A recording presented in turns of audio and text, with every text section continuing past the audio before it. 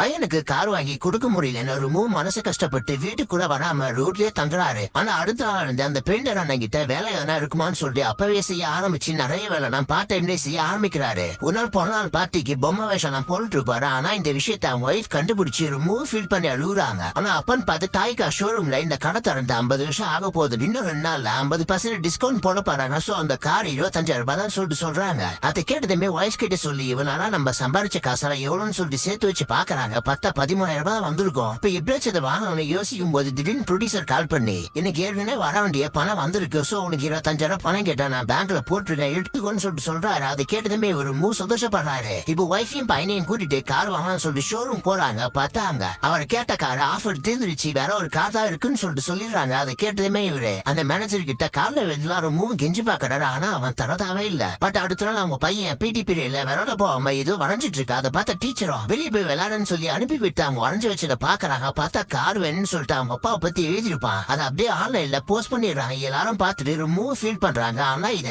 Hero ஒரு நாள் shoot எடுத்த கார் ஷோரூம் ஓனர் இதை பார்த்துட்டு ஸ்கூலுக்கே வந்து அந்த பையன்கிட்ட கார் வாங்கி தரட்டுமான்னு சொல்லிட்டு கேக்குறாங்க. ஆனா இவன் எனக்கு என்னோட அப்பா வாங்கி தந்த கார் தான் வேணும்னு சொல்லிட்டு சொல்றான். சோ ஹீரோமே ஹீரோவை தேடி அவங்க வீட்டுக்கே போறாங்க.